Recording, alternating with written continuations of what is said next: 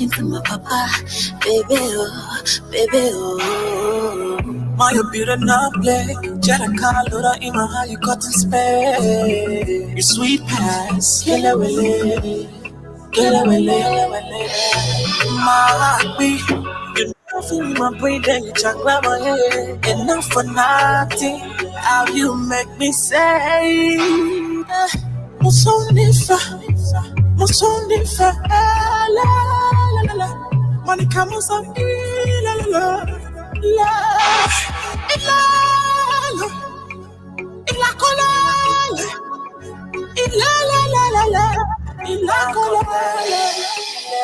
If I'm girl, I swear I love you. Anything I can do for you, yeah.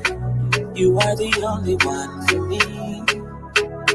If I'm boy, I swear I love you. I can't do without you. I said, baby, you are the one for me, yeah. I swear. My mind to do it all. You find about it, but that only you. I take it to the bottom, baby, oh, baby, oh. I swear to my mind to do what boy, you bad and you make me mellow butter. That only you. I take it to my papa, baby, oh, baby, oh. You got me like ooh, ooh. I love you, baby. Ooh, ooh. I love you, baby. Pull up to my bumper, baby. And you know I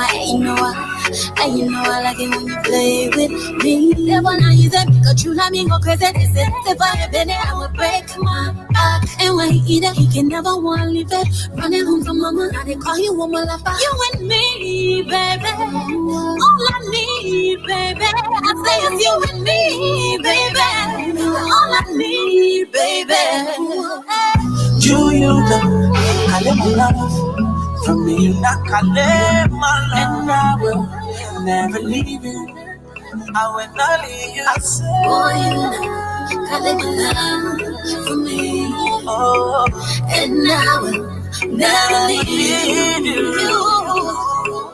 You know, and I will never leave you.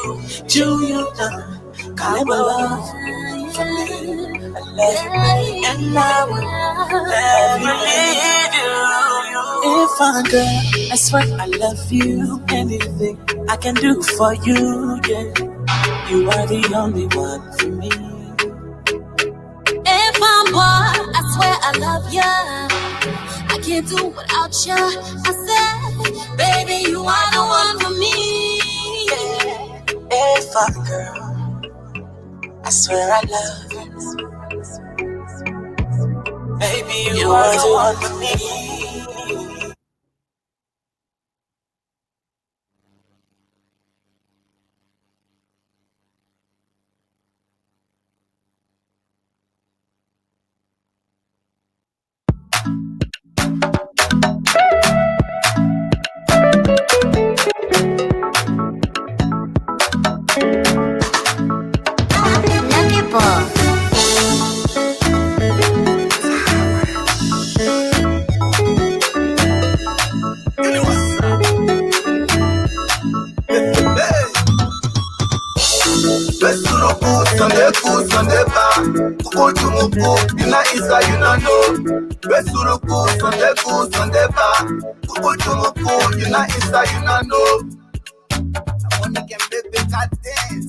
Your delay not your denial. Don't give up, keep working harder. No matter how long the storm lasts, the sun will always shine behind a cloud. No matter how long the storm lasts, the sun will always shine behind a cloud.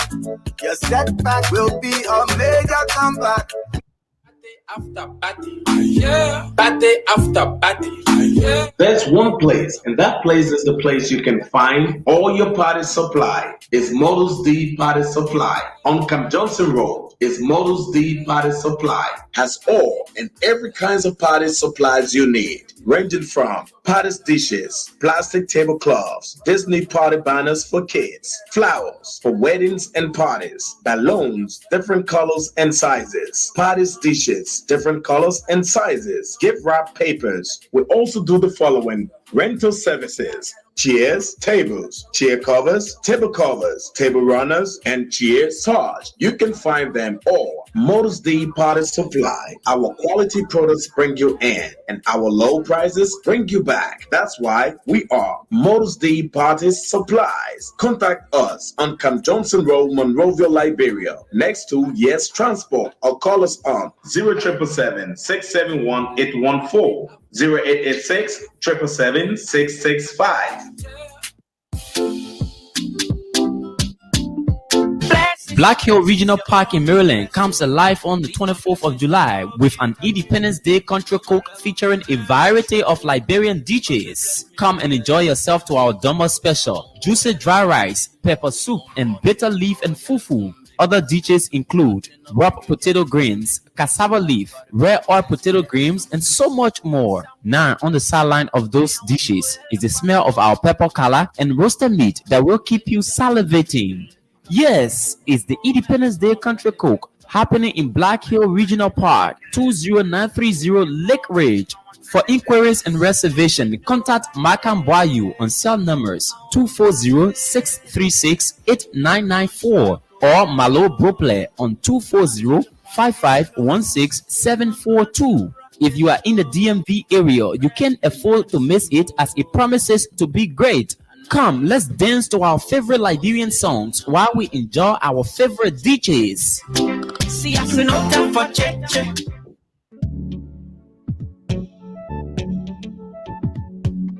We all know the headache we go through sending money to our loved ones, friends, and family in Liberia. High fees, long lines in banks, the usual complaint of the system being down, such a waste of time and energy.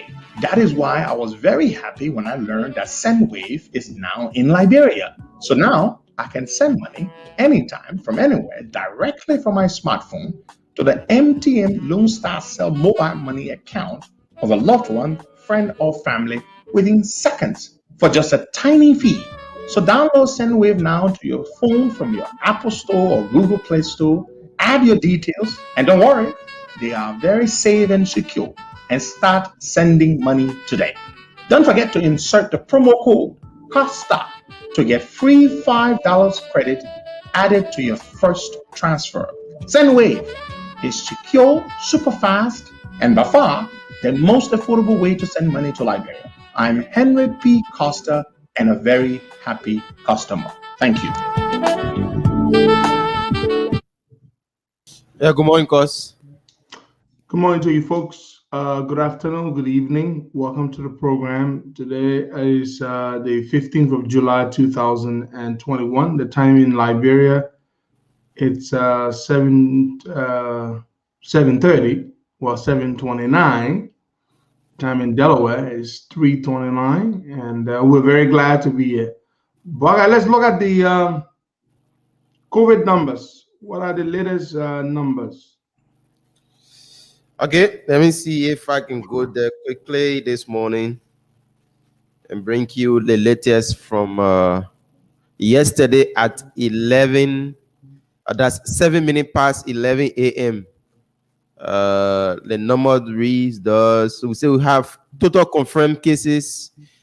We have 5,276 total confirmed cases with 21 new.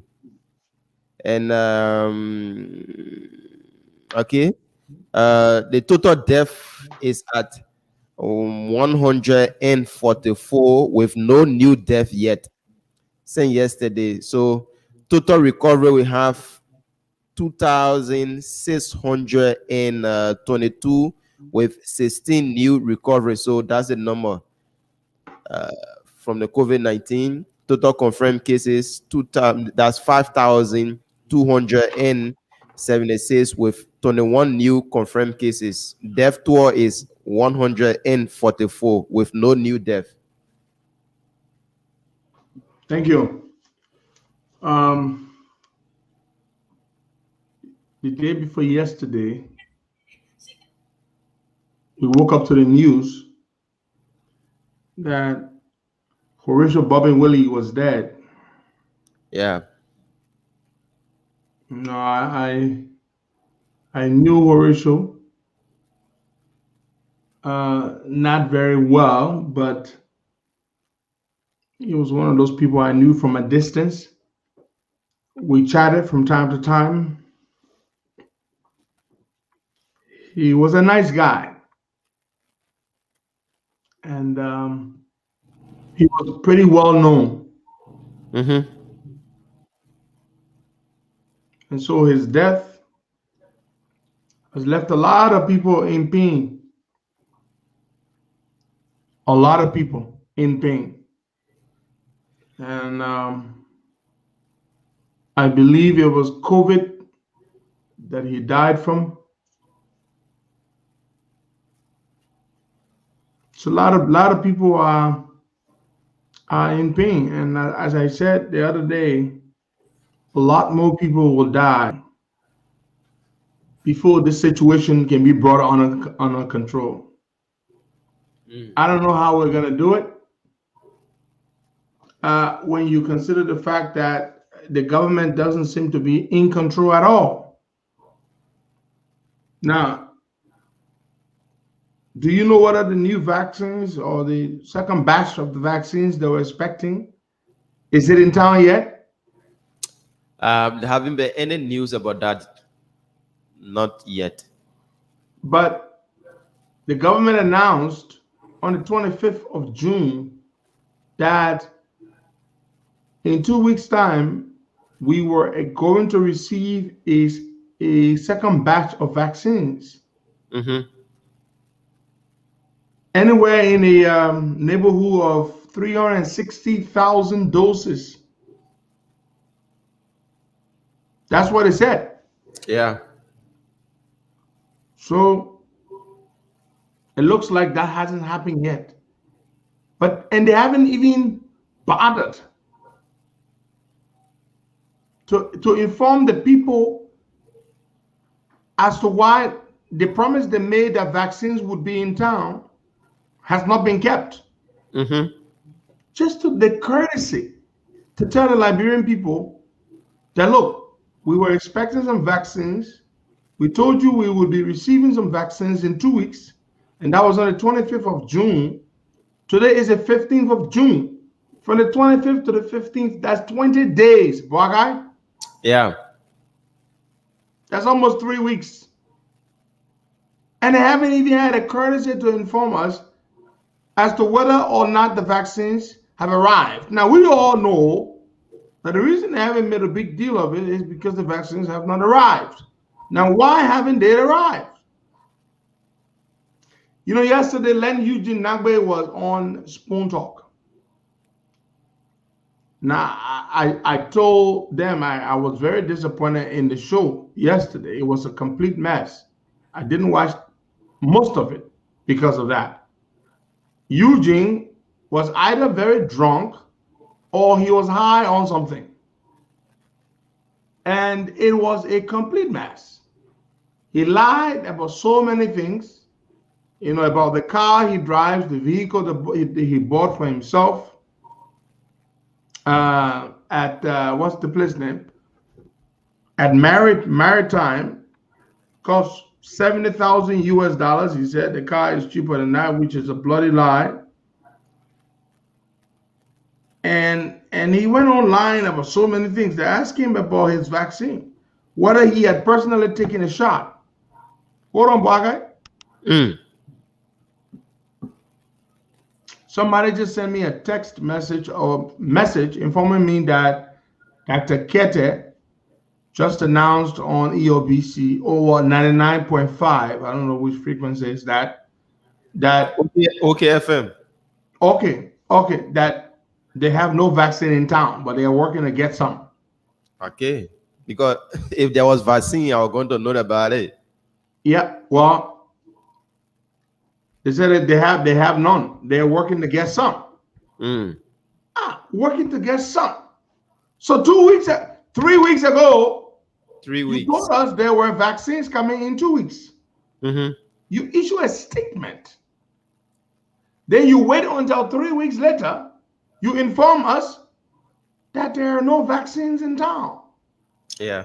So what were you depending on the 25th of June to have announced that that in 2 weeks we would have vaccines in town? Mm-hmm. What were they depending on?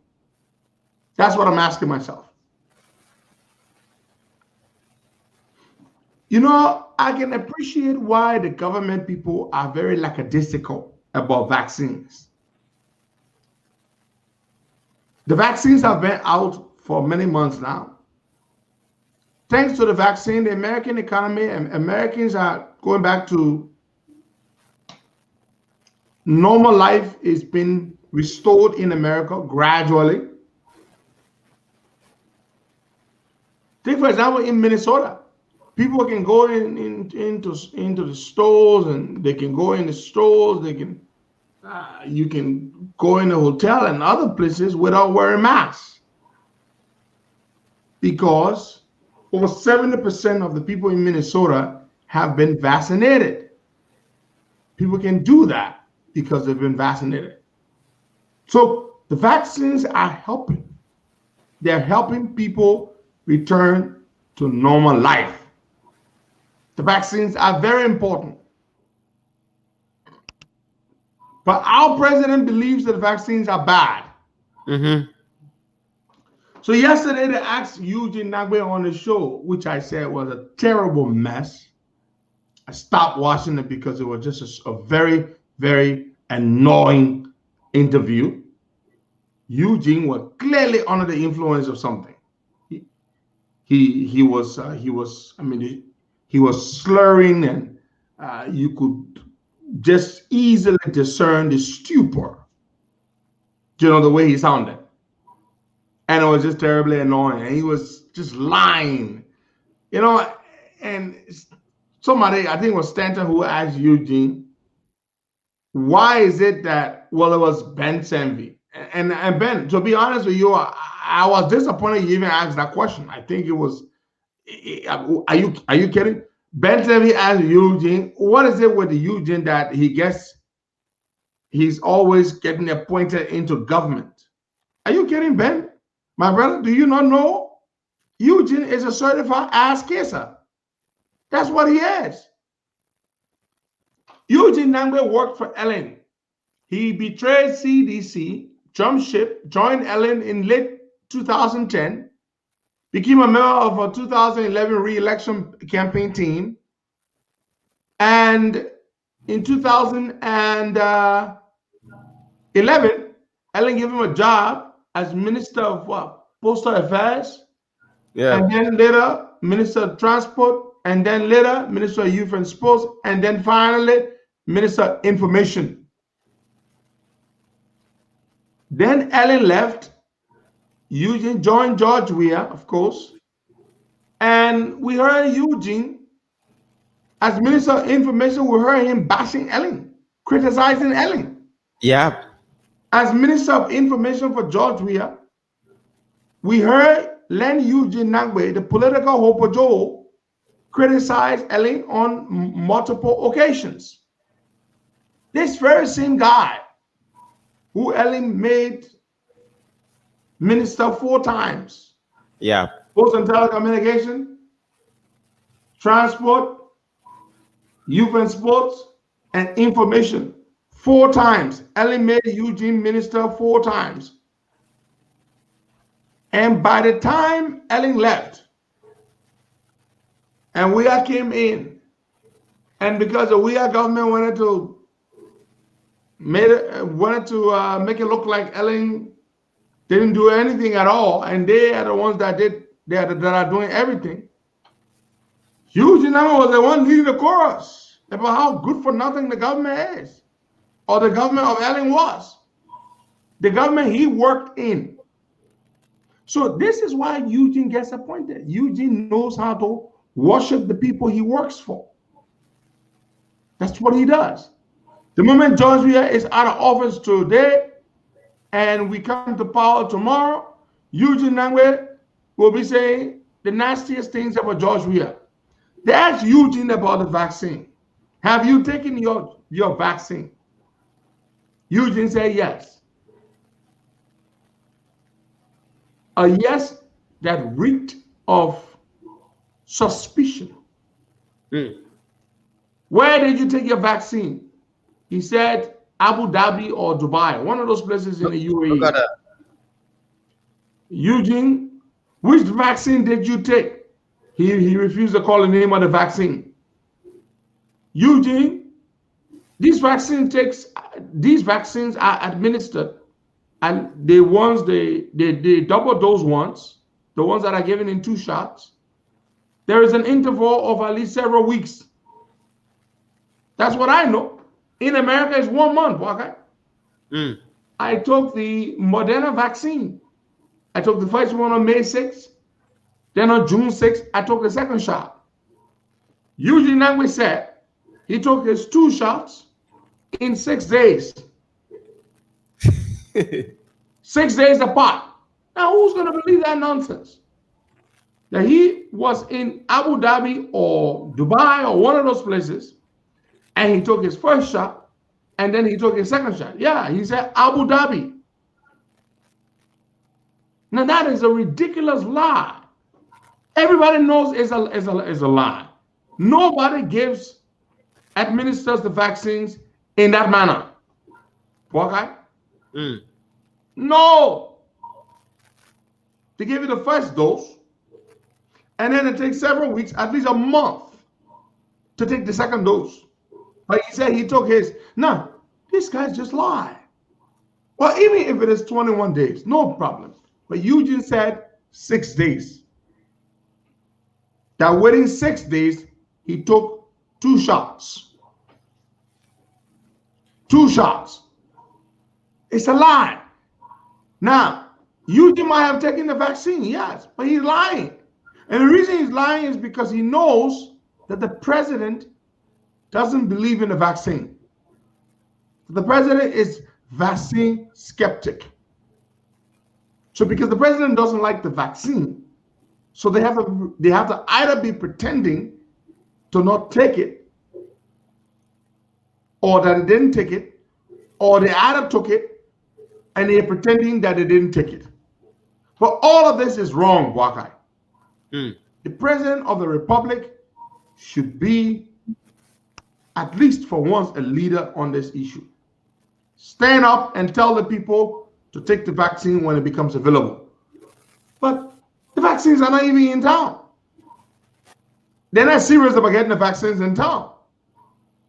So you can see where we're headed. The president has not uttered a single word about the vaccine. He doesn't believe in it. He said the vaccine it makes people, it turns people into green monsters. And so he doesn't believe in it. And so he's not taking it. So when some of his people take it, the likes of Eugene Nangwe, a political prostitute who survives only on government job, they don't want to make their master feel bad. Even if they took it, they would take it quietly and pretend that they didn't take it, because they wouldn't want George Weah to think that even though he stole them, that the vaccine turns people into green monsters. And they still went ahead and took it. What a mess, okay. People are dying. People we know, relatives, loved ones, dying. Now, I got a call from some family members of the late Horatio Bobby Willie. And they said they wanted to speak to me about what Bobby Willie experienced at JFK. I believe that's where he was. That's where he passed. And I wanted to talk to me about the conditions at JFK. Now, not that anyone who knows JFK would be concerned or would be alarmed if they were told that conditions there are bad, because it's a well-known fact that JFK is a deplorable place, not befitting to be called a hospital. Now, I was expecting their call back to inform me about what's going on, but clearly they said it was a mess at JFK. It is just sad what's happening, folks. Extremely sad. The president has not stepped up, and he is not expected to step up on this issue of the vaccine. Because he has no interest in the vaccine personally, Borgai, he is not pressuring his people to get the vaccines in country to help our people. It's just sad. Extremely sad. Now, we're going to move to other things here. So the legislature has passed the budget, but not the full fiscal budget. I think it's a mid-year budget or something. They passed it. We're going to take a look at it at some point. But one of the things we want to talk about this morning is that the plenary of the Liberian Senate, this is the highest decision-making body of the Senate. The Senate has instructed the Minister of Finance, Samuel D. Twe, and the Minister of Justice, Musa Dean, to proceed to cancel the Eaton deal and the Igbo Mav deal. Yeah. And these two deals, according to George Weah, stupid George Weah, would have brought in $1 billion in concessional or in loans at concessional rates. These two loans. The Igbo Mav is the one from his Burkinabe friend. What's the fellow's name? Gugongo or Umbongo or something like that stupid name. Ubongo. And then the Eaton would have brought in another $500 million, according to them. Now, these Solomon Swines proceeded to ratify an agreement, I'm talking about the Senate here, without conducting a simple research, conducting due diligence as is required by law, as a standard practice. They did not do that. Because George Weah sent a deal to them that he was going to bring in $1 billion to do roads and all kinds of things, they went ahead and they ratified these two agreements. Now, the money didn't come as expected because these companies are phony companies. They don't have the capacity to raise that kind of money. Now, the legislature, the Senate in particular, is asking or is instructing the ministries of justice and finance to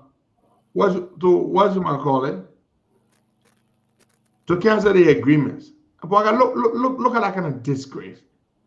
Why are they canceling the agreement? Oh, because the money didn't come. That's why they are canceling the agreement. The money didn't come. The money didn't come because Eaton and Igbo Mav did not have the capacity to bring $1 billion combined. They did not.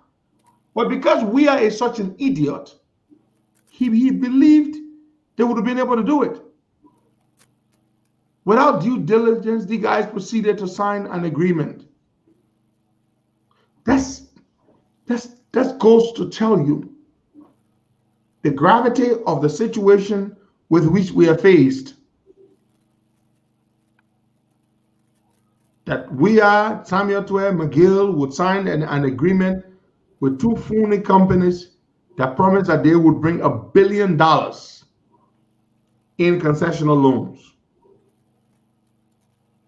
And they would sign such an agreement and parade it about that the money was coming. Now the stupid Senate, which proceeded to ratify the agreements, is now telling the Minister of Finance and Minister of Justice, cancel the agreement. What a shame. They don't even need to tell them to cancel the agreement, okay? All they need to do is to what? De-ratify. That's all, okay?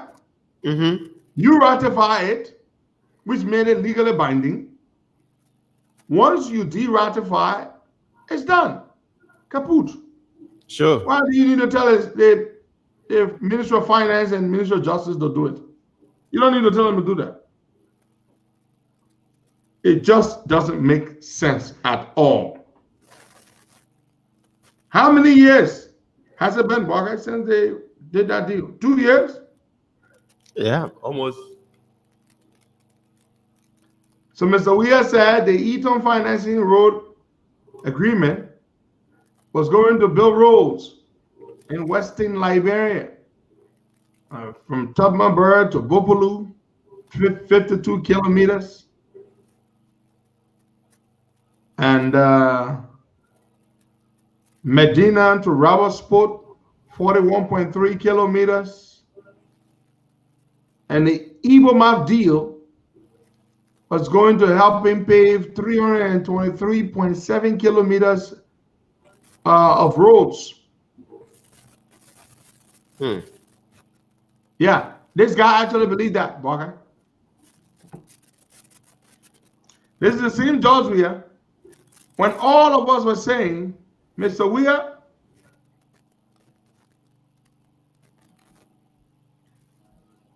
when we told Mr. Weir, Barker, that we told Mr. Weir, what is that noise, Barker?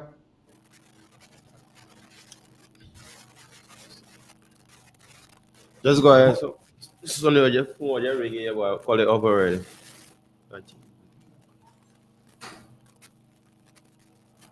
We told Mr. Weir that. Are you not hearing that grounding noise, Barker? The grounding noise? Barker, are you hearing it or are you not hearing it? No, I'm not hearing anything, cause. Okay, fine. Now, we told Mr. Weir that Ghanaian company didn't have a plane. They didn't have one single plane. That phony company in Ghana that says that they have an airline. The Ghanaian government had issued a statement against them that nobody should do business with them. These people had named airlines in multiple people's names. They named one airline in honor of Jerry Rawlings that never came. One plane, rather, a plane. They named a plane in honor of former President John Mahama that never came. They named a plane in honor of former President John Kufuor that never came. And then on George Weir's birthday, October the 1st, last year, they had that program that named one plane in honor of George Weir that also didn't come. We told George Weir, these people don't have a plane. That idiot, son of a swine, took upon himself, drove the RIA.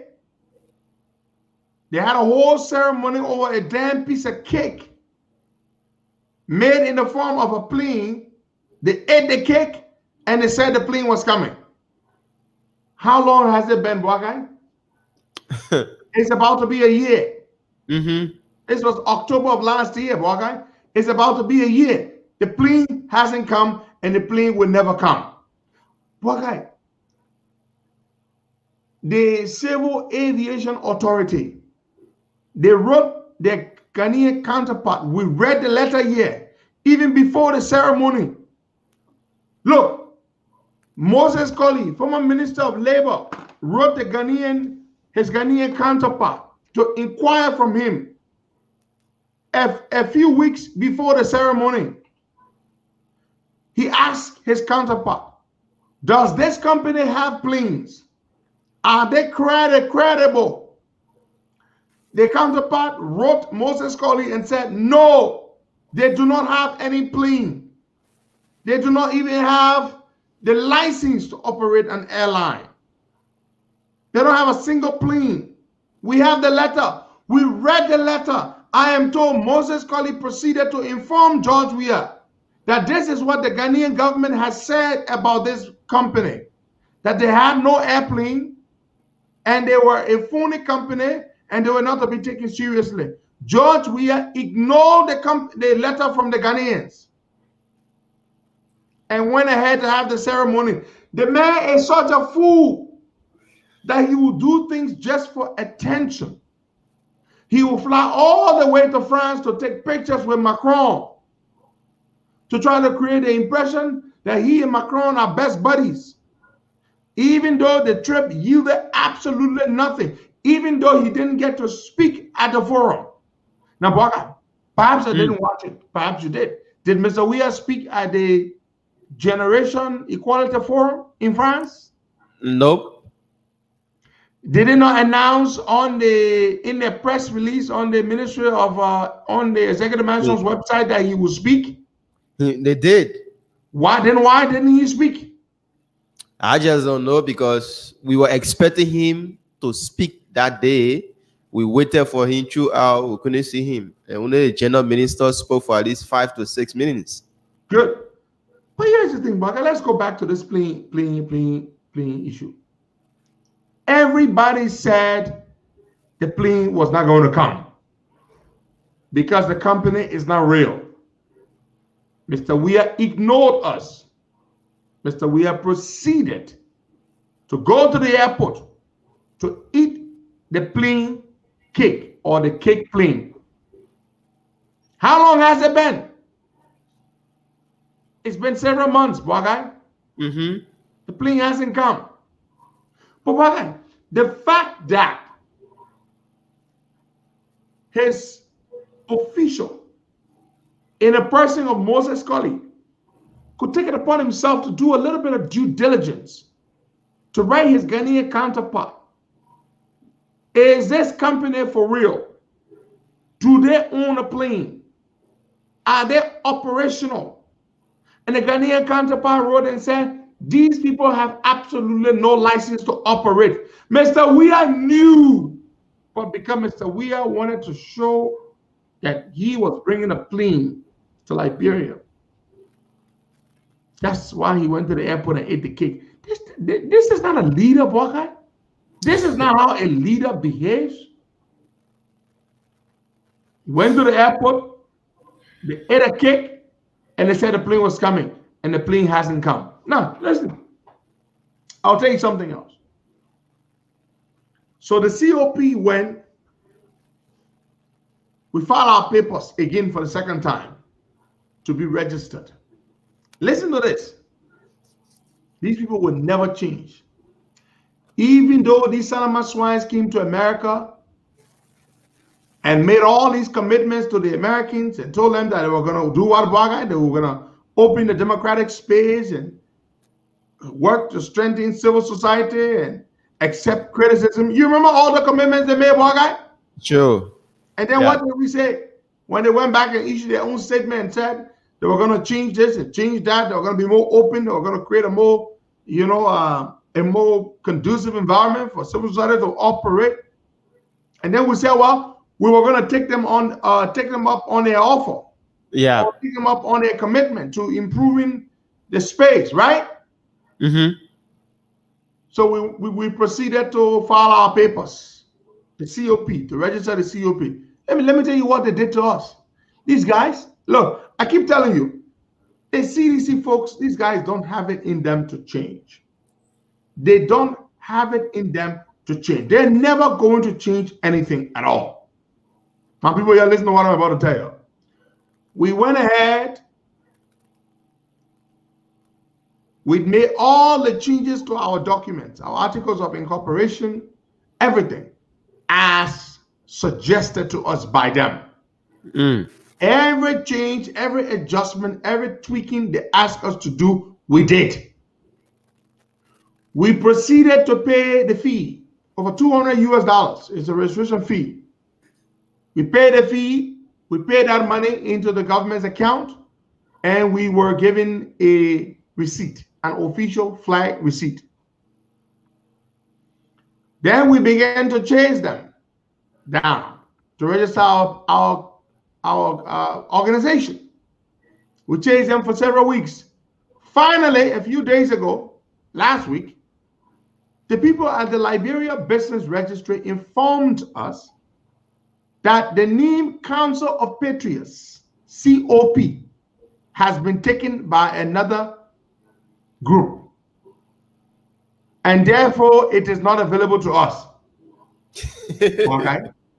And so the people, when I think, after having eaten our $200 US, these idiots told us that the name Council of Patriots, COP, belongs to another organization. And therefore, they cannot register us. Even though we are the only organization in the entire country called the COP, these people say the name belongs to another group. Why? These guys will never change. They will never change. It's just who they are. You know, they will remain like this until their time ends, and we will put them in jail and we will punish them. They will never change. These Sanama swines told us that our name no longer exists. Now, I then proceeded to contact Bishop Kotu Brown, the president of the Liberia Council of Churches, and concomitantly the president of the Interreligious Council of Liberia. I told Bishop Brown about this. Why did I tell him? Because he was one of those who's been involved with this whole thing. It's been going on for over a year now to register the COP. And he always tries to play the role of a pacifist. I told Bishop Brown. Bishop Brown, this is what these people are saying. He said to me, Henry, let me check with them. But Boakai, this is the situation. Now, does this surprise me? Did I think that these people would have registered us? Did I expect that they were going to do it? I really didn't. The reason is simple. They think the country belongs to them. They think the country belongs to them, and they have the right to decide who gets what in the country. That's it. And so why would they register the COP? No. The COP is against them, right? That's how they think. And so they think that the country belongs to them. So is there any mean of refund? Recourse, Baka, that's what you meant. To take redress. Any recourse or legal recourse. No, what I'm trying to talk about is that if there is means of them giving back the money that they took from... Or a refund. Yeah. I don't know. We're going to find out. We'll consult with our lawyers and we'll know the next steps. You know, let me tell you what's blessing them. We're in COVID. Okay? So we can't go to the place there to protest. People, this COVID thing is real. So we're not going to risk our people's lives to tell them to go to the Liberia Business Registry to protest. But the fact that these people think that they can deny you from registering your organization, collect your $200 in the registration fee, and refuse to register you because you were supposed to be an enemy of the state, it's just sad, Waka. It is extremely sad. It doesn't surprise me at all, but it's just, completely incredible that these guys, even after leaving America, went back to Liberia, told the people, oh, we will work to improve the democratic space. We will strengthen COP. We will do this. We will strengthen civil society. We will re-engage with civil society. Aren't these the things they said, Wakai? That's it. These are the things they said to the Americans that they will do. Anyway, we will take the necessary action under the circumstances.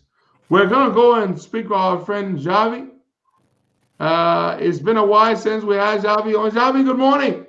Very good morning, Henry, and everyone, all your fans around the world. Very happy to be here again. It has been a while. It certainly has been a while. I was actually planning to talk about something today regarding Sendwave, which a lot of people have been telling me about, especially people who live in the U.S. What they do, Javi, is this. Those who are in the United States who are using Sendwave, and there's a lot of people who are using Sendwave now. The number increases every day. When they're going to Liberia, they go to Liberia and they continue to use Sendwave there. And the way they do it is this. They would buy an MTN mobile money, an MTN SIM card, and they will create a mobile money account. And when they do that, then they would continue to be able to transfer money from their Sendwave account to their Lone Star Cell MTN mobile money account. From their account to themselves locally in Liberia. Then rather than going through the hassle of finding an ATM that works, they don't have to do that. All they now have to do is to proceed either to a Lone Star Cell branch to cash out or to a mobile money agent to cash out. Javi, That's this fantastic. was all the people's idea. I don't know who came up with that. But That's fantastic. That's a functionality that people have found. Like it's a use that people have given to the service of Sendwave, and it's something that we never promote because we thought that like we are sending money from the US to Liberia, and that's how it works. But then it makes perfect sense. Like if you, Henry, go back to Liberia, it makes sense for you to have access to your own money without the hassle of going and exchange or going into a house, whatever. So I think it makes perfect sense. Like we have people within our company as well who works a lot in between the US, Ghana, Kenya, Liberia, and other markets, and they do the same. They basically buy a SIM card, get the mobile wallet when they are in Kenya, for example, and then they use the money there for like a month, then come back to the US. And that's fantastic. That's I'm very happy that people are finding a use for Sendwave more than just sending money to family and friends, and they can enjoy themselves. It's fantastic. It's great. I'm very happy to hear that. yeah, it is fantastic. And so people have been telling me about this, and this is what they do, and it works very, very well for them. And I said, well, I should talk about this to just encourage people that this is a way people are using it, because people are just being practical. They're improvising because of the difficulty in getting money from the ATM. But with Sendwave, it's easy, very easy. And I'm very happy for that. What's happening? What's cooking? What's the latest development at Sendwave? Any new market opening up, or sending country, or country from which people can send? Yeah. So first of all, Henry, I'm really, really happy of what you have said now, because to me and to Sendwave in general, it's not only about obviously being the ones that you choose to send money, but it's also like helping people to be more comfortable and happy when they are abroad and they go back to their home countries. So seeing that they can use us for good, like just we are doing something good for them as well, and making their lives easy. I think that's our main goal, is to make sending money as easy as sending a text. In terms of like news, we are going to launch Haiti and the Philippines very soon. So another two receiving markets that we are sending. We'll be sending from the UK, Canada, Europe, and the US. And then we are working towards Q3, Q4 to launch a lot of countries, like receiving countries, but also like a couple of new sending markets. I know we have been talking for a while about Australia and other markets in Europe as well. And we are working on that. We are working on Germany as well. We are working on Belgium. We are working on all the countries that your followers have mentioned to us in a couple of times. It's obviously not easy. We cannot just press a button and make it happen, because it needs to be like regulation, and we are a fully regulated company, so we need to go through all the financial conduct processes and procedures as well. And obviously this makes things a bit slower. But our goal is to be all over the world. Like that was our idea when we launched in 2014, and helping people not only in a couple of markets but everywhere. And we know there are Liberians in Germany, there are Liberians in Australia, there are Liberians in Portugal, there will be Liberians in any country around the world, and we want to help all of them. So it's a matter of time that we keep launching new markets. We are in an expansion mood, so every month or every 2 months we will be launching new markets for sure. That's very, very good. So some people are asking, I saw someone just ask a question. The normal max to that a daily max that you can send, the maximum amount of money you can send a day is $999. But if you wish to increase your daily max and your monthly max, you can write Sendwave. You can contact Sendwave, not write. You can call them up and you can tell them what you want to do, and they will do a couple of checks, background checks or whatever. And if you're in a good standing, they would approve you for to increase your daily max. So that's correct. They've done it with so many people, and my monthly max was increased, and but I have not requested to increase my daily max, but my monthly was increased. So certainly, yeah. So what's the highest amount, Javi? The highest amount daily that it can be increased to, or could be increased to? Let me have a quick look at it. Okay, fine, because someone wants to know. But I know a lot of people who have had their daily max increased. You can raise limits to $3,000 per day, I think it is. And also, like, if you think about it, we always want people to use the money in the best way they need or they want. And if you need to increase, you need to have your limit increase because you are sending a lot, because you're a business, or because you have compromises in Liberia. We are very happy to help you or anyone else with that. And we only need to do like the normal background checks, make sure that the money is coming from a reliable source, like all these sort of things to avoid being investigated. We need to fulfill all of our obviously legal obligations. So if anyone of your fan base, they want the limit increase, please reach out to our support team via telephone, via email, via social media.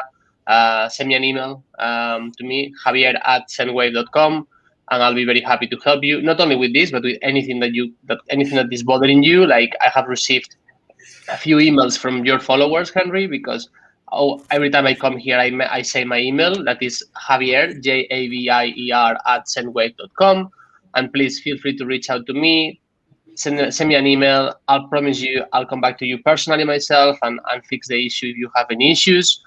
Sometimes the issues are not possible to be fixed because sometimes like and something is not working as it should, and I cannot do anything. But normally I'll be able to help anyone. So please reach out to me if you want your limit increase or if you have any issues using Sendwave.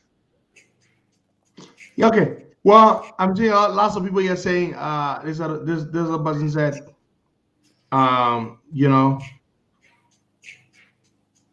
they had their daily max increased, $2,500, 2,500 pounds. That's a daily max, and that's 2,500 pounds. The other person said $2,999. So that's pretty good. So It is working. It's worked for a lot of people, and it can certainly work for you. And those of you who are talking about new markets, you live in the UAE, you live in France, it takes time, as Javi said. It takes time. But we monitor these things, Henry, as well. I want everyone to know that we are aware of where the people is. Hey, Jerome, happy to see your question.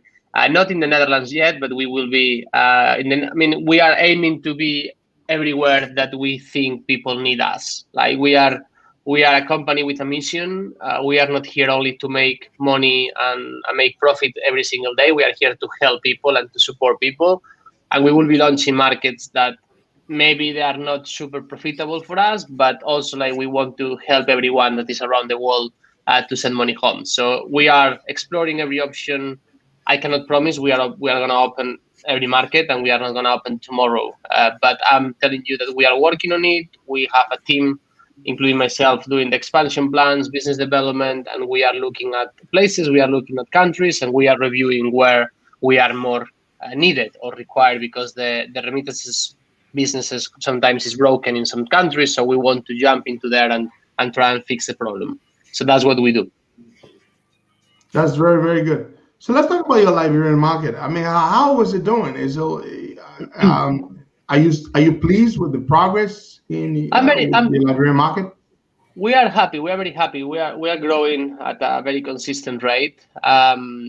We obviously, like, the market is as big as it is, and there is a limit to how much you can increase. But we are happy with the progress. We are happy on how people are, like, receiving the money back home, apart from a couple of agents who are a bit dodgy.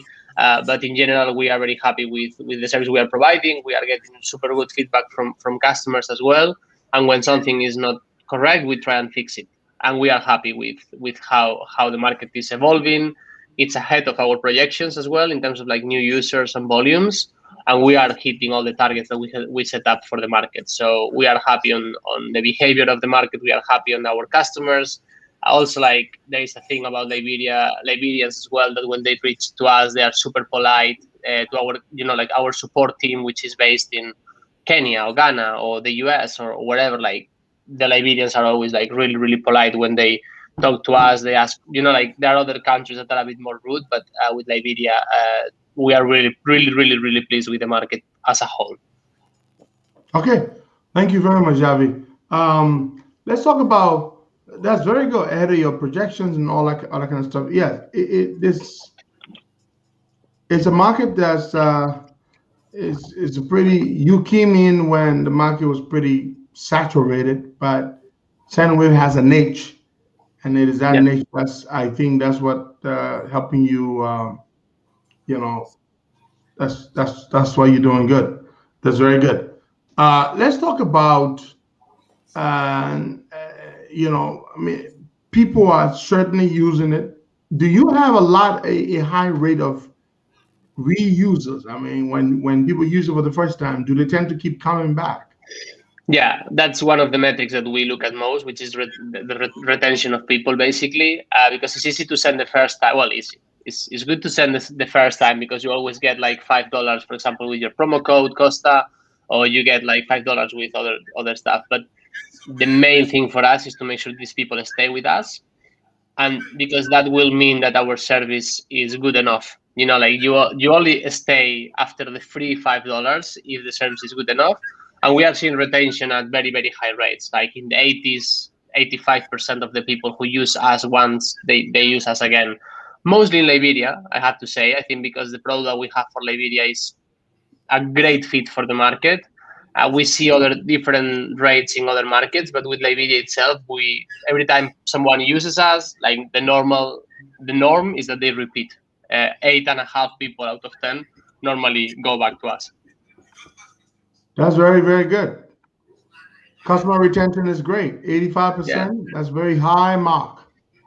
It is. I think it is a satisfaction as well, Henry, because for us is, hey, we have a good thing here. Like, we want to help you, and we want you to use it because we promise you it's gonna be really good, and it is. And that's the good thing. Like, people use us again. That's a sign that we have something that is good for the market. So yeah, really, really happy with it. I'm really happy with your help as well, Henry.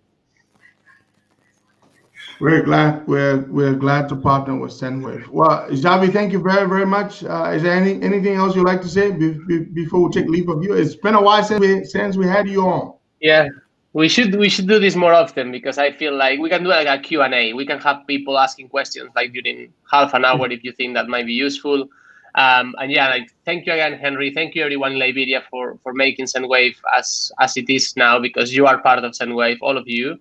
And don't forget that if you do your first transfer, use Costa promo code, and you will get your $5, £5, or €5 with your first transaction. So that's it from my side.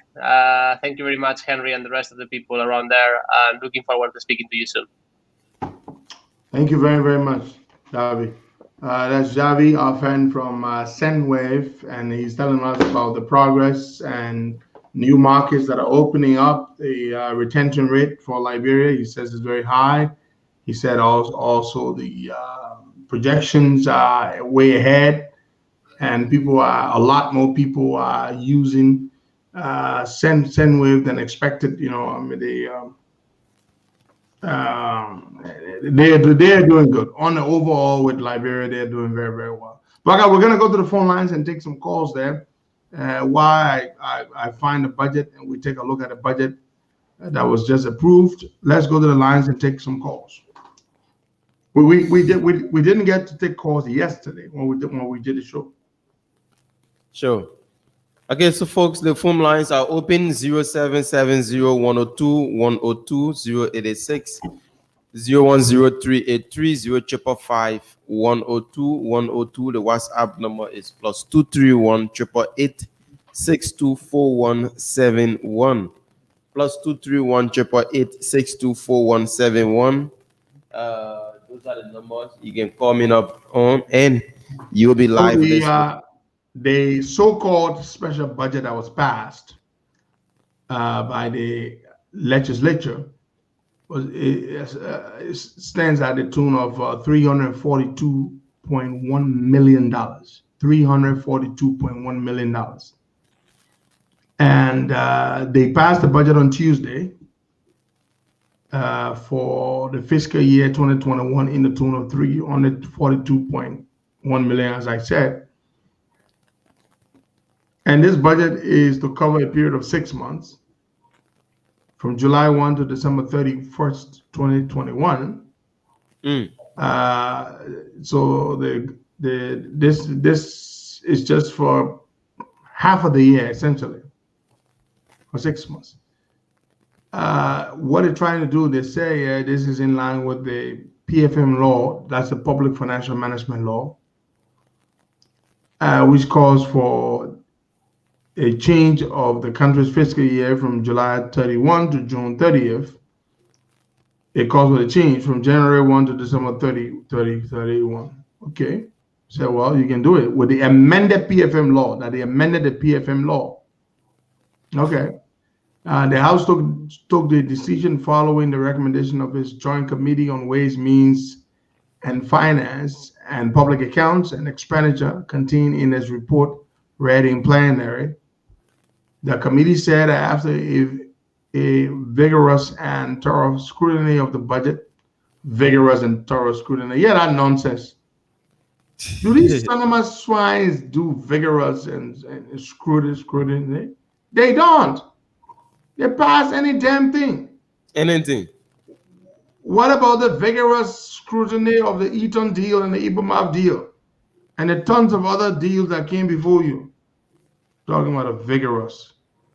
Complete nonsense. Let's take some calls there. We have our next guest we're going to take shortly. Okay. Let's take this person here. Good morning. Hello, my name is So. I'm calling from the United Kingdom. In regards to your conversation with the guy from the Sendwave, I can't really comprehend how it worked. A couple of days ago, I tried to send about 2,500 to Liberia, but upon using the application, they say my limit was 900, and I don't know. And then one thing I don't really understand is hold on. The mobile money. Hello. I'm going to pay extra fees. Yeah, hello. Can you hear me? Yeah, first I want to say something. Yes. Tell him the regular daily max is $999. The regular daily max is $999. The maximum amount you can send a day, your limit. Yeah, I was told, but I want you to clarify this down for me. Upon receiving the money, the mobile money, am I going to pay extra fee back home? You're not paying extra fees. If you wish to cash out your money, which is your choice, you have to pay cash out fee. That's the way it works. Even with mobile money. if you use mobile money in Liberia, you gotta pay fees or cash out. Isn't that how it works, guy? So, Yeah, that's it. You have to pay a cash out fee. It's That- that's how much is it? That's why I need to know before I can send the money. Yeah, that's Lone Star. Lone Star have their prices there from $1,000 to $100. All depends on how much you are sending. They get you a have price. to pay a cash out fee. That's not Sendwave you paying that money to. You said? $1,000. $1,000. What's the fees? The mobile money fees. I just I didn't see don't know. You're going to have to go to Lone Star and ask. Lone Star Well, we have can the find a price. rate sheet here somewhere. It should be a few dollars, maybe $5 or $6. But it's Yeah. Lone Star you pay that money to, not to Sendwave. Sure. Let's take another person on this line. Good morning. Yeah, good morning. Yeah, your name, where you calling from? Yeah, this is Samuel Chislewu calling from Broadview. Welcome, Samuel. Bracing Road to be specific. Welcome. Hello? Hello? Welcome, you are live. Go ahead. Yeah. But you don't need rocket scientists to tell you that there are problems. You don't need prophet to say, oh, what the future will be like. The problem has been leadership crisis for time immemorial up to today. We have people in this country that don't have interest in the state. They want to get rich at the expense of the Liberian people. But we're writing to see. I guess that we're getting to understand what is happening, and I guess we'll make it necessary to come to this. Thank you very much. Thank you so All much. right, Bogart, no more calls, please. We have Mr. Kaimon Joe Colley. Welcome, you are live. Could you, Go ahead. Could you please adjust the camera a little bit more so we get a better picture of you? Hello, Mr. Kaimon Joe Colley. Could you go ahead? Lower your receiver, please. Lower your receiver off, please. Hello, Mr. Kaimon Joe Colley. Yeah. You need to turn your receiver off because there's a delay effect and it will confuse you. So just turn your receiver off, please. Is it better? Yeah, you got to turn it off completely or else it will confuse you, sir. But welcome. You are great. We got a better shot of you and all. It's good to have you. Hello? Is it better? Yeah, you got to turn it off completely or you need to turn your receiver off. That's the only way you'll be able to hear us in real time. Stop listening to the receiver. Listen to Stop listening directly. to the receiver, please. Okay. Completely turn the volume of your receiver off. That way it does not confuse you. That's the only way you'll be able to hear us in real time. Stop listening to the receiver. Listen to directly. Bugger, hold on. I gotta call this man.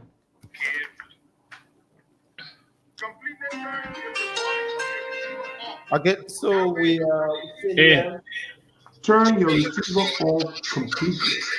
The volume, because it's delayed, so it's going to confuse you. So we are not going to be speaking in real time. Okay. Because turn your volume off completely and just speak to us. You're going to get through still. You don't have to listen to yourself. Okay, so I'm using my phone though. Is that okay on my laptop, rather? Yeah, it's great. You don't need to play the device while you are speaking to us. Okay. Okay. So I cut the volume off completely. Yes. Yeah. Now let's see. Good morning. Hello. Good morning. No. Hold on. Bugeye, you have to bear with us. Let's take this call. Yeah, good morning. The point I was trying to make is this. Mm-hmm. It's the internet.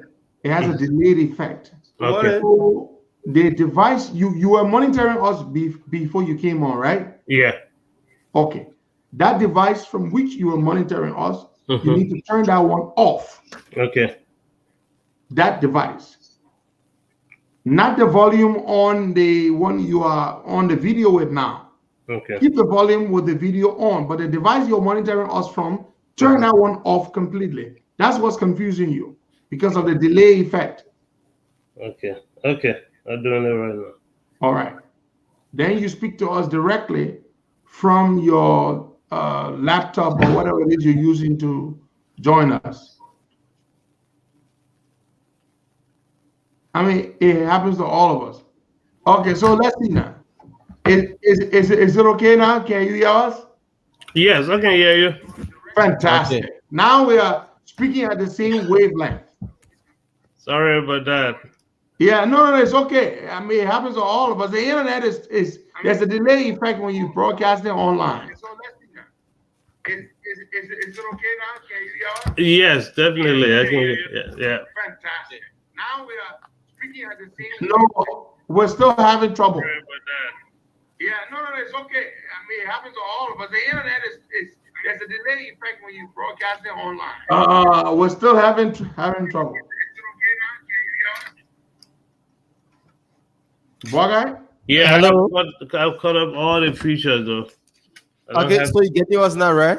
The only device you need to hear us from is the one you're on video with. Don't open the Facebook. Don't open Facebook.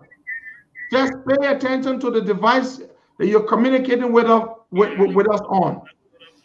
Ignore the Facebook you are watching.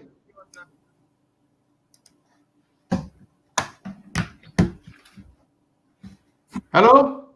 Yeah, I'm there. Is it better now?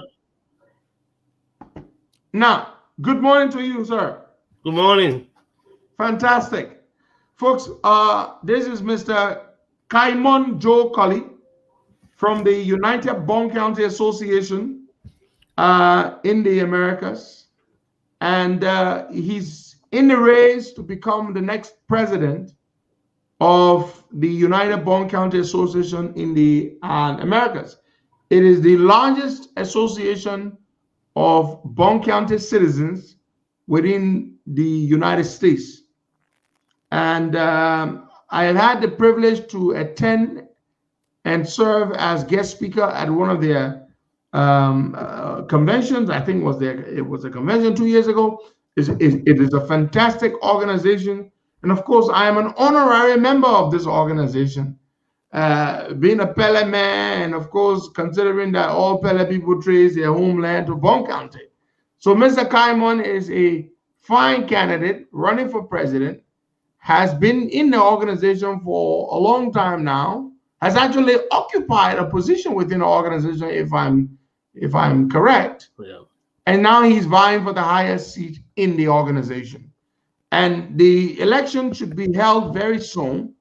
And so I met with him in Minnesota, had the privilege of meeting him for the second time actually. And I extended to him an invitation to come on here and tell us about his vision for the organization and the reasons for which he is running for to be president of the organization of the association at this particular time. So, Mr. Kaimon Joe Colley, I hope I'm pronouncing your name correctly. Come on. Yes, Kaimon Joe Colley. Good morning to you, sir, and welcome to the Costa Show. Good morning, Mr. Costa. Thank you for having me. It's a great privilege, as always. Good. So let's talk a little bit about the association, the United Bond County Association. Then before we go to your role in it, and now your decision to run for its presidency. Yeah, the United Bond County Association in America started decades back. It's been around over 30 years. The sole purpose of this organization, or one of the main reasons of its formation, was to be able to bring Bond County citizens together that live in the U.S. and other areas in the Americas, to be able to foster development within our county. So for them to meet together as citizens and people of Bond County to have a common agenda of what they want to do back home and also what they can do to serve their community here.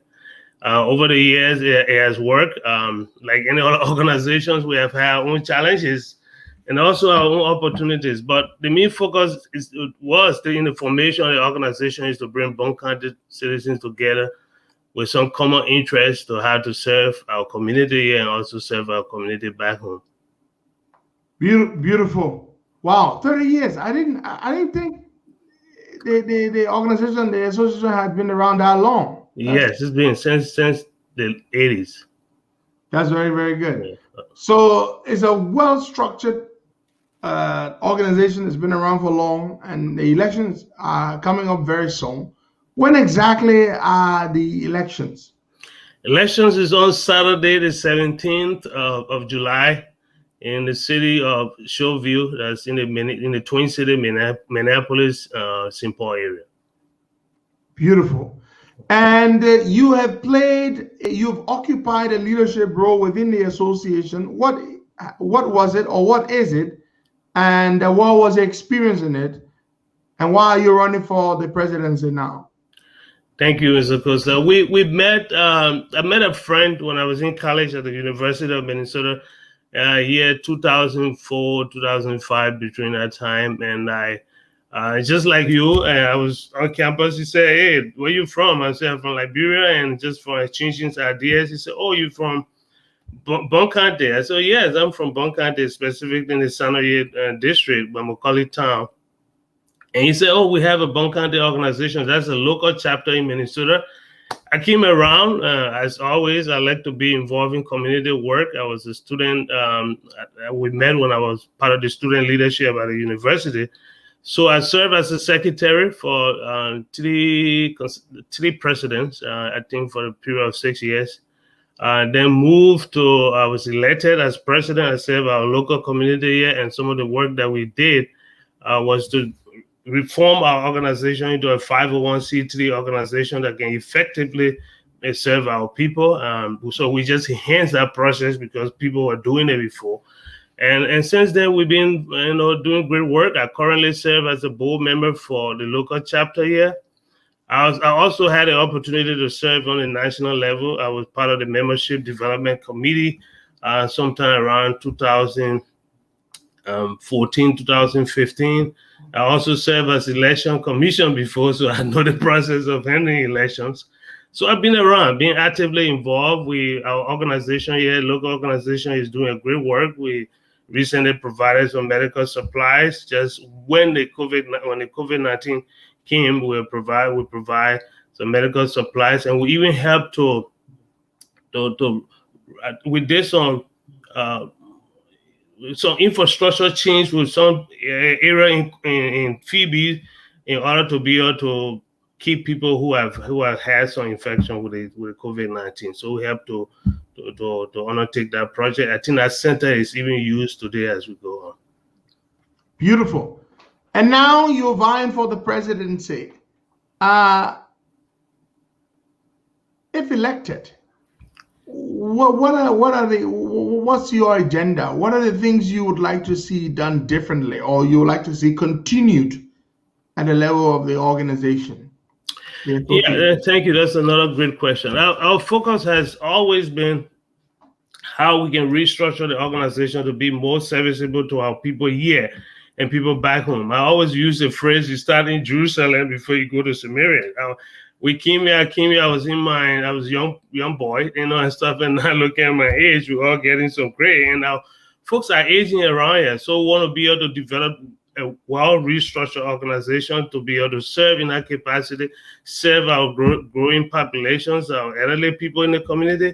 Even some of our people need some support in the area of mental health, and that's one of the areas that I do have a business that work in that area, so I have some resources and experience in there. So we want to be able to serve people in that capacity. Our young people, they seem to be somehow disconnected with our heritage, and with how we can bring them back, get them involved in the processes to know where we come from, know our culture, even having some tour.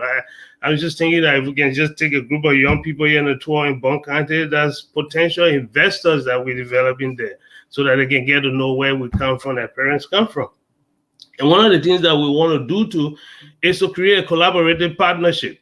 It's easier for us to be here and determine what people are doing back home. Hey, this is the project, let's implement this project. So we want to create a clear collaborative partnership with civic engagement, bringing young people on board so we can identify areas of needs and areas that we can be able to serve. So one of the areas that we want to focus, we want to have a clear presence in Bond County. I mean, an office there that someone can go there and that office will be able to conduct our initiatives across the country and have a staff, local staff there that have clear picture of what is happening in the community instead of us determining what they want there. One of the areas that we want to really build is we want to have, I call it infrastructure. We want to be able to build an interactive website and other places, other platforms that Bond County citizens around the world can get to see what we're doing. Even our friends, our donors and partners can be able to see what we're doing. More importantly, we want to be a serviceable organization, an organization that has resources that can amass resources, both human and material, to be able to serve our people. And Henry, I come from a very humble background. I come from a little village by Mukoli Town. Growing up there, I used the word snatch, and I was taken from there to live with people and get access to education. And you imagine if someone, the last time, one of the criticisms to get, Kamo has not been to Banga, and so we said, how can you be president? You want to go to Banga? It's interesting because there are a lot of young people in the villages may not ever have the opportunity to go to Banga, that will remain with strugglings and stuff. If I would have been there today, I'm sure maybe I wouldn't have access to even go to Banga because of the lack of resources and opportunity. And coming from that background, people have invested in my life to make who I am today. I think there's a need for us to be able to invest in our young people. So we want to restructure the organization. In Kentucky, 2019, the organization decided to form itself into a 501c3 because we had a 501c4, which is formation merely for a political pact. You can be in this country and have a political pact to serve our people. We can't raise money on a 501c4. So we're transitioning our organization to, that's one of the major work that we need to do, fully transition the organization to a 501c3 so that we can be able to find resources, go to colleges, universities, and communities, hospitals, and be able to get. Here we live in the world, in the country that has all the resources in the world. Why? I mean, the richest country in the world. That's facts. Why we as citizens cannot find a way to help our people other than being this politicking? I'm sorry, I don't want to be dismissive of politicians. No, I understand completely. Of course, they know what they do, but we who are in the area of service and we can do better. So some of these things that we want to do, we want to be able to establish that network that we can find resources, transform the organization to a full 501c3 status, be able to find resources to be a help to our people. Let's stop giving handouts to people. Young people over there, the few weeks or months I've had the time to engage with young people in Bond County Heron, you will be surprised and see how smart, intelligent, professional young people are there. All they need is resources to be able to help them to elevate their own personal lives. Because when you educate a kid, that's an entire community you're educating. I'm a living witness to it. Someone invested in me, had me educated, gave me access to formal education, and today thousands of other people have benefited from it. So you invest in one, you'll be investing in thousands. So that's just highlight of some of what we want to do. Mr. Kaimon Joe Colley, thank you very much. I just sat by listening to you explain what your vision is, what you want to do. I think I couldn't think of a more impactful platform than what you just outlined. Particularly when you stressed on transitioning from a 501c4, which is a political pact, to a full nonprofit, which would enable you to be able to raise resources across these United States to be able to do things back home. That's great. Also, when you talk about the disconnect between our children, we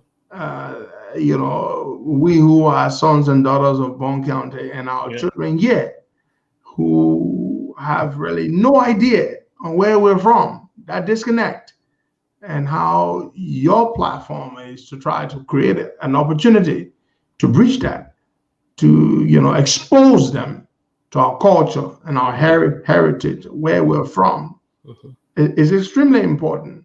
because it's dying. Yes. It's dying. Many of our children cannot relate. They cannot connect. They don't know where they're from. They don't know where their parents are from. Yeah. That's very, very good. Yeah. And talking about mental health and the older people within the community is extremely important. So I thank you. I thank you for that. I think that's a very good platform that you have. Very good platform. Thank you. That you're trying to work on. Now, the election is just this weekend. Yeah. And are there any? What's your competition? Who's running against you for president, or who's running along with you? Oh yeah, I like the question. Who running along with you? What we have done here is that we have created a good. For me, I'm a businessman. I come from social service into business and management and education. So I come with complete broad spectrum of broad ideas of what we want to do. So what we did in the formation of our group, we got 2 females. And that actually my vice president is a female, very progressive lady in our community that know how to get the work done in mobilizing women and getting it. I always say if the wife agrees with you, you can get a check written and stuff. So we want to be. She's one of those running with us. Another female who is a chaplain.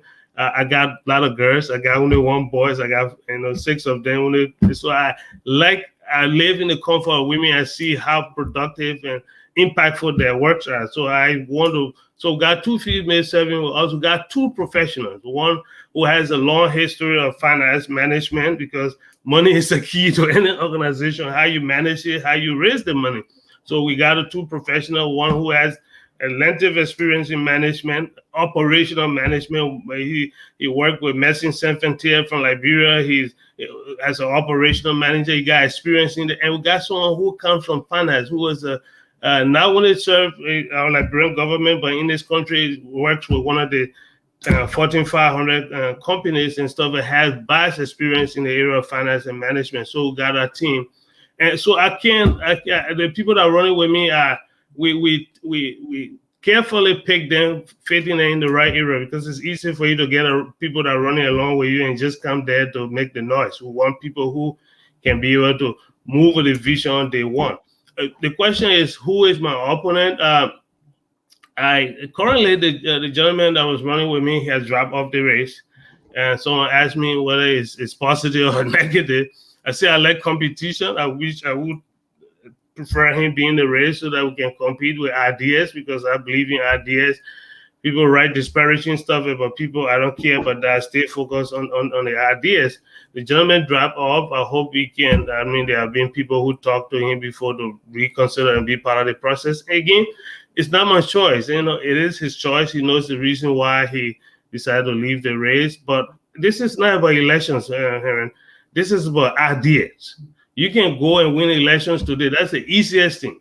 But to govern, that's the hardest part of it. So we stay campaigning. We stay putting our ideas out there, because at the end of the day, the politicking part is the marketplace. You got to market your ideas instead of disparaging one another and saying nasty stuff about people.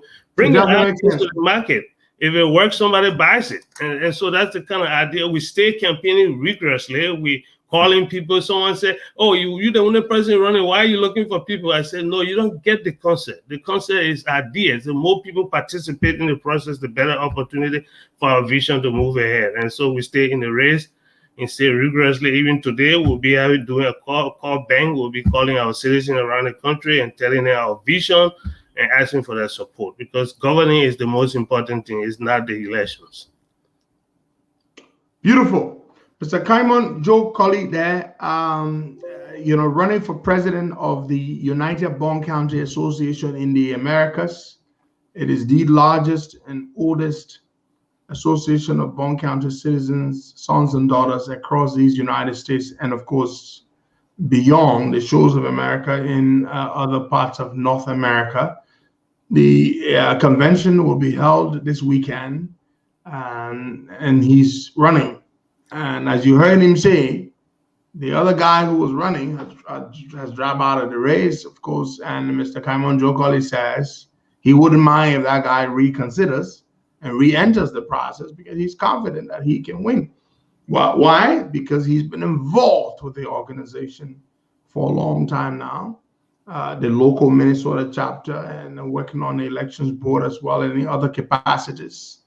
And he clearly has a vision that makes sense.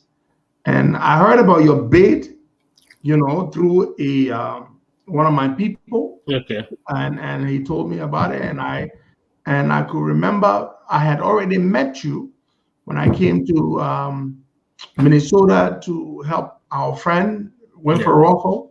Yeah. Good man. Yeah. We met that day in the park, and you told me you made your kids. I was impressed, and as as to what you're trying to do, and I think the association will be very fortunate to have you at the helm of the presidency. Thank you.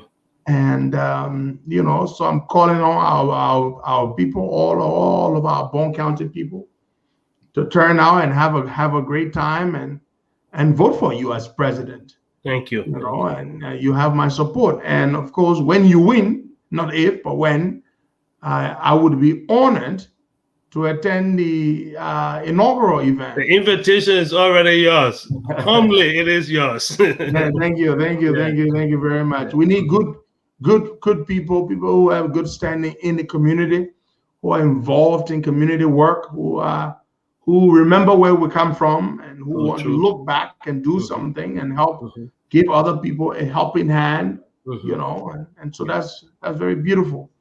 And so I want to say thank you very much for honoring our invitation to come on this morning and to talk about your bid. Please do let me know whenever you need me to make any announcement, whether it's a posting on Facebook, anything. We have the platform, and the platform is there for the good of the country at large and the community in particular. So thank you so much. And let me know if you need me to do any publication services or anything of the sort. Yeah. Thank you, Henry. Just the last word, if I may, I just want to say to our community and those who had an opportunity to listen to this interview, I want to say to you, this is a crucial time. Our purpose here is the election is this 17. We want you to show up and vote for us, but we want you to continue to be a partner in the process. This is our organization. The organization needs us. We don't want, I know some of you have been sitting and say, the organization is not meeting my expectation. We understand that. So at this time, we really want us all to come together. People who are back home, you hear a whole lot of stories about me that I've never been to Liberia. I'm from Guinea and all this stuff. And I just want to say to you, this is not about disparaging one another. This is about vision and ideas. Please, we want the young people back home. This is an opportunity for us to partner together to get stuff done. Our country needs us. I want to be able to go to Banga and say, this is what we as an organization are able to do to help a kid, to build a clinic or provide some resources, have an office or something like that. This is a great opportunity for us to partner together to help our country. Government can do its part. It is us as citizens of that country need to be able to do the heavy lifting. And this is the time for it. So I really want to take this. I can't say more this. I'm humble and honored to be part of this platform. This is a great platform. I've been following you. Thank you, Mr. Costa, for the work you do and educating our people on the critical needs of in our country. I can't be more honored to be with you this Well, thank you, Mr. Incoming President, and you have our support during this process and during your tenure as president. Thank you so much. God bless you. Thank you. Okay, bye-bye.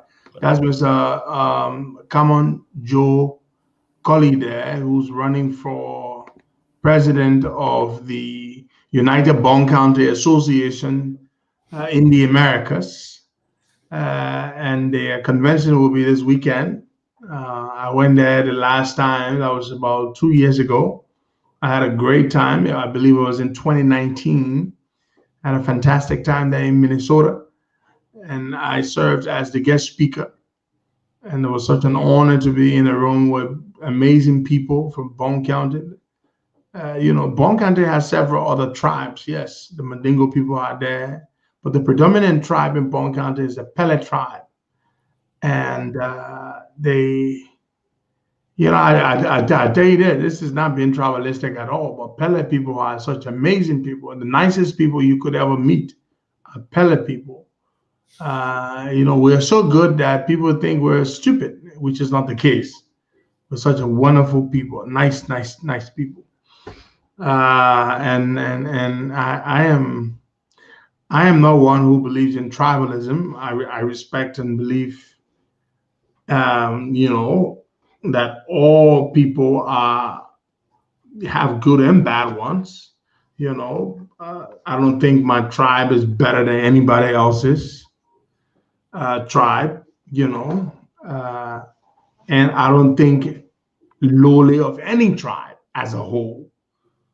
I respect all tribes. I respect all groups. I respect everybody, and I respect people's values, people's beliefs.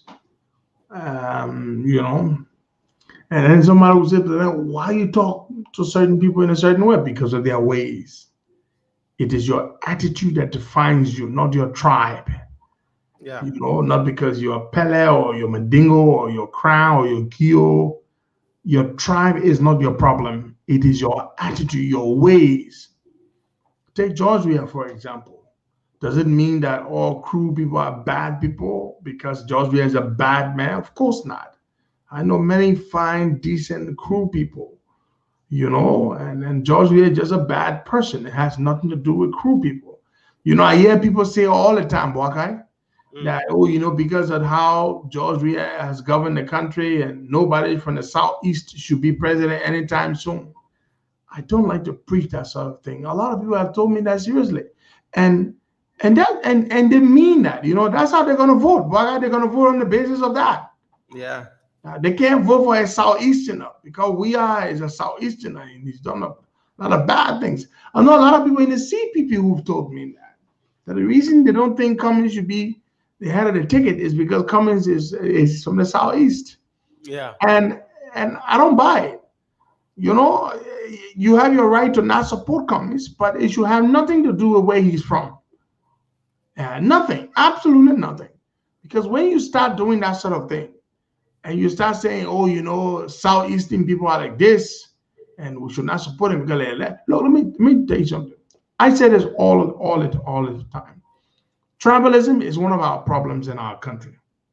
And I'm so happy that I am not a tribalist. Tribalism is such a terrible thing. I know people who, we're talking about the other day in Minnesota. We're just sitting down lecturing and we're saying, why does the county meet have such fervent support? People go there to cheer their counties. Yeah. That's all they do. I then go there with Lofa. Other people go there with Bond County. Other people go there with Bapolo County. That's what people do. You understand? But there's nothing wrong with loving your tribe and where you're from. Nothing. But when you think you're better than other people, that is a problem. That is where it becomes a problem. When you have a chauvinistic attitude that you condescend to other, the other men are kissy man, they're not good people. But I get so embarrassed when people talk like that. My late Uncle Jeremiah Walker, he used to get mad when people introduce themselves. I don't know whether you know this, right? But there are some people in Liberia, especially the older people. They have this way of introducing themselves. Some older people. I don't know whether you've encountered them. They will say to you, my name is John Tobakwali. I am Pele by tribe. Have you ever heard anybody introduce himself like that? Sure. Pele by tribe. Kisi by this. Kisi by tribe. So every time somebody would introduce themselves like that to Uncle Jerry, he would say to them, I don't give a damn about your tribe. I am John Brown. I am Loman by tribe. He said, I don't care about your damn tribe. Because it's you can take pride in who you are and where you come from. It's not wrong. It's a beautiful thing. You understand? But for you to think that your tribe is better than my tribe or my tribe is better than your tribe, then that is a problem. And Borga, let me tell you one of the reasons why tribalism is a problem in our country. It is because the people who have been in power, they have been the ones that have worked to divide the people.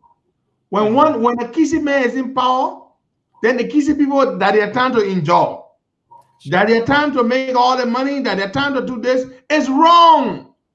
When a Loma man comes to power, the Loma people running the country. It is wrong. We can destroy that. We can destroy that system of tribalism when you come to power and you don't promote your tribe over other tribes. Okay? People will say, but they may not pay man, but look, how you running the country? You don't see Pele people all over the place. Oh. That means the government not just for Pele people, it's for all of us. Look at this government right now, boy guy. The Southeasterners, they're everywhere. Lenny Eugene Nangbe, he's a crew gribble man. Samuel D. Twe, gribble man. Let's go on, boy guy. Let's name them. The majority of the people in this government, Pisota, Crown. Let's name them. We can name the officials. More and more. Huh? I said more and more. More and more, right across the government. They are Southeasterners. And that is why when another government comes to power, there will be those in that government who will say, you know what? The Southeasterners enjoy the last government, so we got to make sure they don't get anything in this other government. Again, I would be against that. We have to form a government. You know, the other day, Joe Barker said something. And I know Joe Barker meant it because Joe Barker is a man of his word. He said something the other day. He said, look, on the radio, by the way, when he was interviewed on Spoon Talk, he said, when I become president, I will form a government that will have every single county will be represented in the government. And every single county has competent people. That's the beauty. No county should tell the other county they ain't got book people. Crown people got book people. Kisi people got book people. Loma people. Every single county in Liberia has competent and educated people. So nobody should give an excuse that, Mandingo people ain't get book people that only old car business know. I know a lot of Mandingo people who are highly educated. I know a lot of crime people who are highly educated. So for anybody to say the reason why we ain't giving jobs to the crime people is because crime people ain't no book, or the reason why we ain't giving jobs to the Kisi people because Kisi people, it's absolute nonsense. And one of the ways you can destroy tribalism is when you are in power, you do not promote your tribe unfairly over other tribes. That's one. When you are in power, you do not protect your tribe or your kinsmen when they do wrong. That's true. So, if I am Pele and I'm president of the country, and the Pele man does wrong, and the Pele man is prosecuted for doing wrong, we put him in jail. Do you think other Pele people, other tribes, would think that their people, when they do wrong and are being prosecuted equally, they would think it's a witch hunt? No. Because if they see me punishing, we the Pele people will have a parable. It says,